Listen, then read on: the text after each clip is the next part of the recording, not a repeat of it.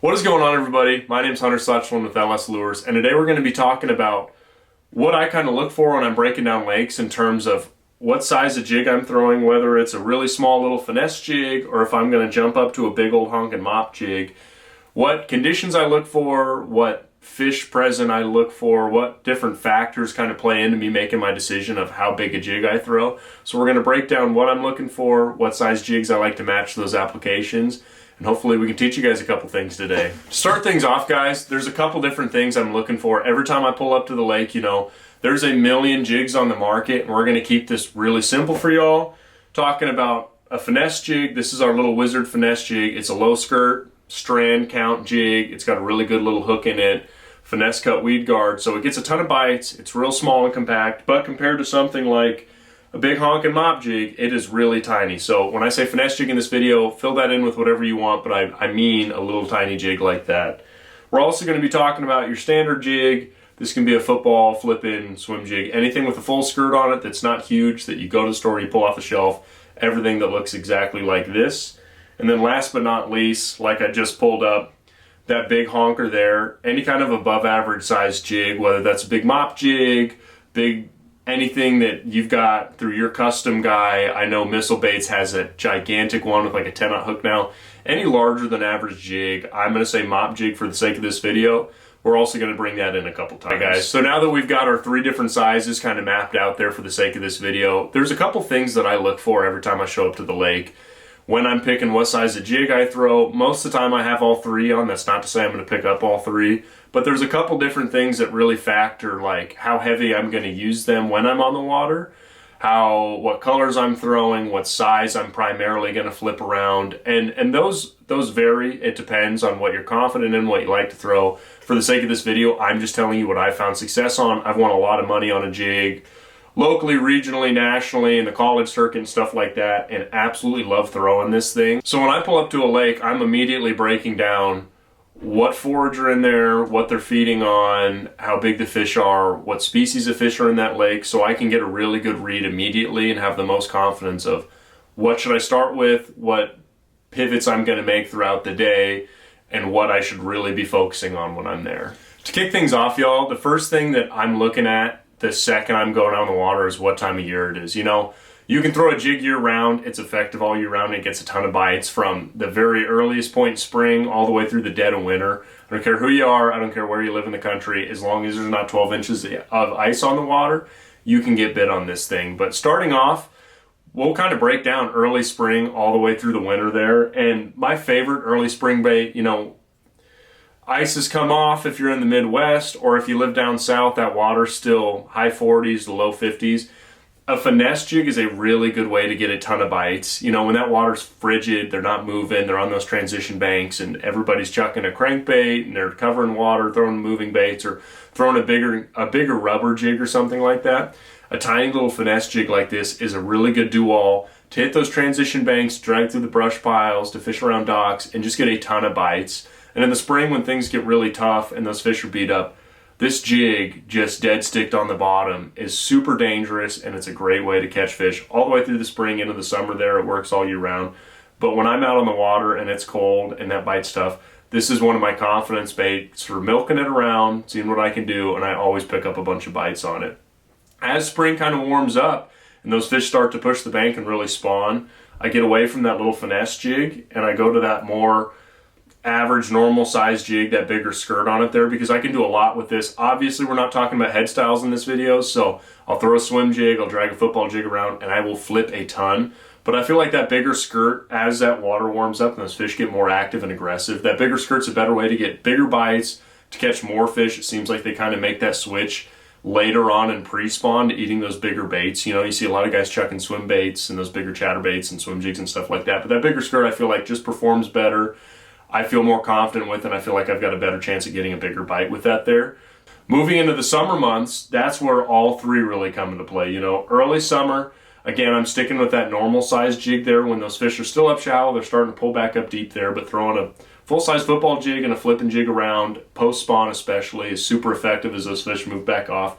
This profile mimics everything. It can be a bluegill, it can be a shad if you're throwing a swim jig, a crawdad. I mean, it's just a really good kind of do wall, especially when those fish are up shallow and they're active. If they're getting really beat up, I'll go back down to that finesse jig.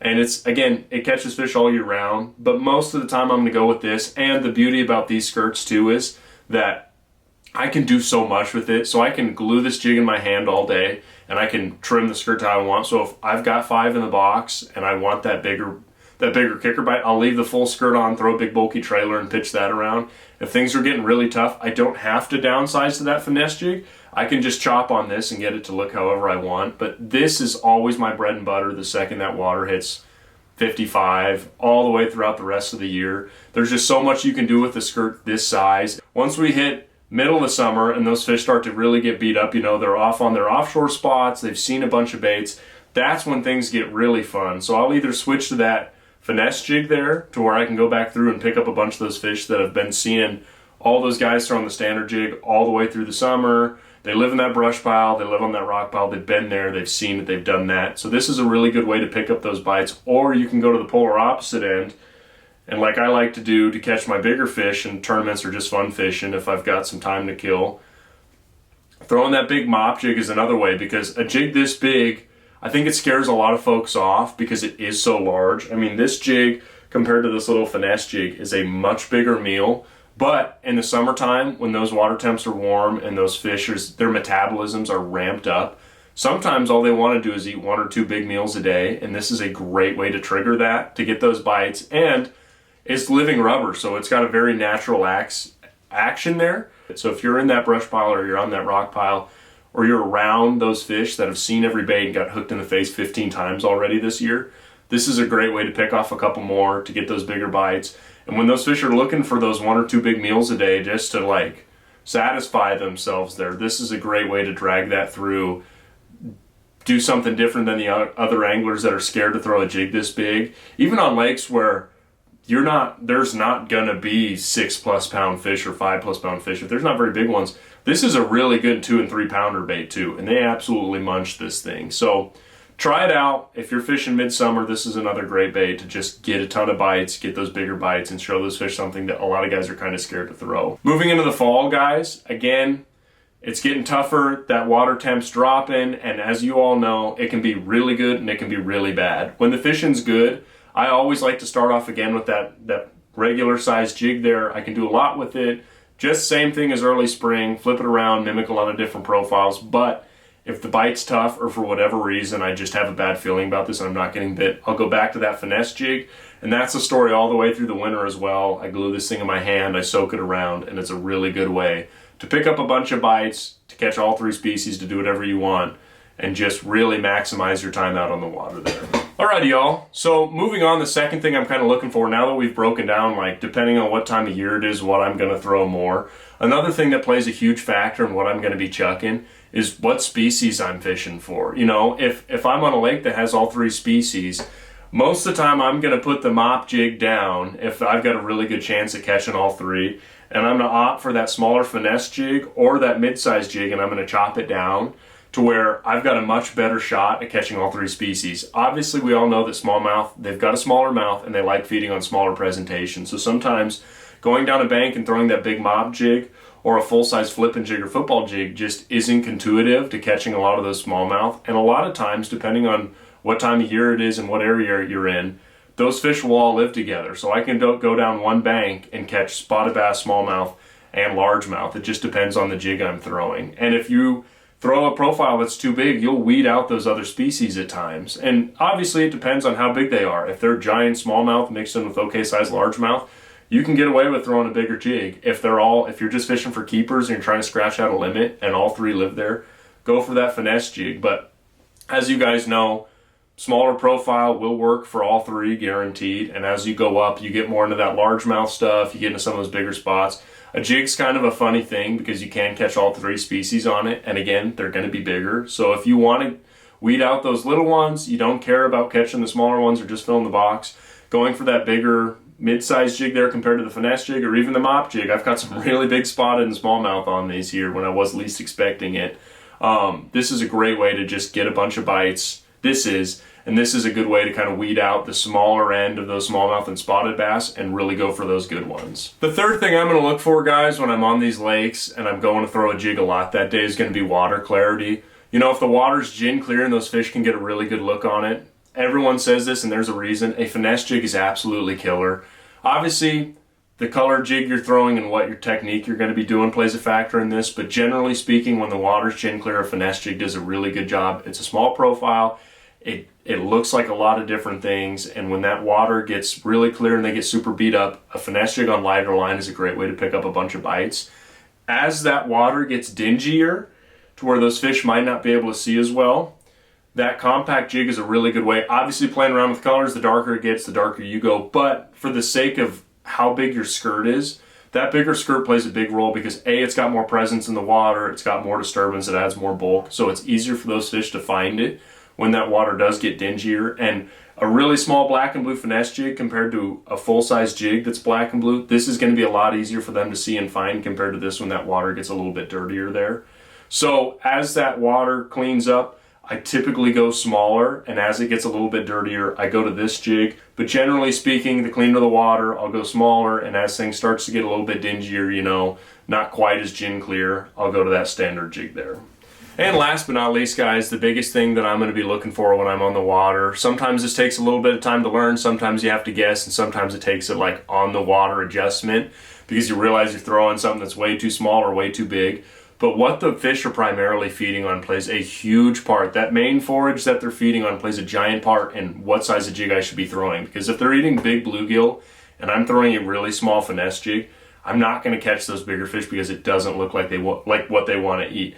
On the other half, on the other side of the spectrum, if I'm throwing a giant mop jig going for that big bite, and all of those big fish are eating really tiny crawdads or really small bluegill up on the bank or wherever I'm fishing, odds are they're probably not going to eat this just because it doesn't look like what they're keyed in on. Sometimes they will. I'm not saying they won't. That's not how this works. Fishing's a really interesting sport. But what they're feeding on, if you know the lake, you've got a pretty good idea. And if you don't, have all three tied on. Start combing around because you're going to find out really quick that if those fish aren't feeding on the smaller end of the spectrum and you're throwing a little jig, you're just not going to get as many bites as you will if they're feeding on the higher end or the mid end, right? So if they're feeding on decent size 3 to 5 inch bluegills, your average size jig is a really good way to match the color, the profile to them, and you're going to catch a lot of fish. It's the same way year round for these profiles, where if they're feeding on big shad and big bluegills out off the bank or on this bluff wall that you're fishing, wherever it may be around docks, and you're throwing a jig that's too small, you're just not going to get those bites. So sometimes you have to upgrade to that full-size jig or even that much bigger jig there, where you can put that big green mop jig with a big trailer on it and pitch it around where you need to, or that oversized flipping jig, and upgrade your trailer or whatnot to match the size of the forage that those fish are feeding on. Like the other day, we were fishing a lake here in Nebraska, and we're throwing all the standard Nebraska cold water stuff. The lake's half frozen. There's a sheet of ice 20 feet from where we were fishing. Fished through everything, and then finally saw a big school of gizzards that were 6 to 8 inches long, right? And threw a giant swim bait through it. We threw everything that you should typically throw in the winter, and it wasn't until we threw a bait that was finally big enough, over 6 inches, that perfectly matched that forage, and we started catching more 2-pounders and 3-pounders than we had all day, right? So just sometimes, even if it feels wrong, the fish are going to tell you exactly what they want. So if it's really cold and they're feeding on giant crawdads, check it out, right? That's, at the end of the day, jig profiles are just like water. They're fluid, they change. I mean, you have to be able to make those calls. So that's why I always have all three of these different profiles on the deck of my boat, because depending on the area of the lake you're in, the type of cover, the type of structure, like I'll rotate these so much throughout the day until I figure exactly what they're keyed in on.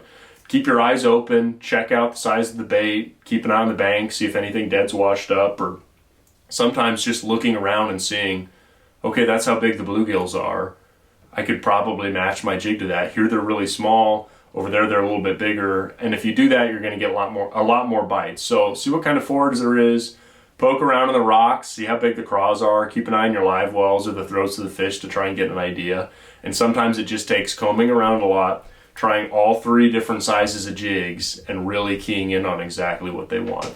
So all in all, guys, that's about all I have for you today as far as picking a jig profile. I hope this helps. I hope this really helps you key in exactly what profile you should throw. I don't have any hard answers, and that's the beauty of this sport, is that things change and there's no 100% right way to do it. These are just the things that I look for and consider when I'm on the water and when I'm trying to pick that jig size. And like I said, if I can, I'll have all 3 of these jigs on the deck all year round and constantly rotate through and switch colors and change sizes until I key in exactly what those fish are looking for. Because at the end of the day, the closer you can be to what they want to eat and what they're actually eating, the more fish you're going to catch, the bigger the fish you're going to catch, and the more fun you're going to have on the water. So make sure you subscribe to Barb Catch Fishing. Make sure you check my channel over at LS Lures. Check out our jigs. Our website will be linked below, and we'll catch you guys on the next one.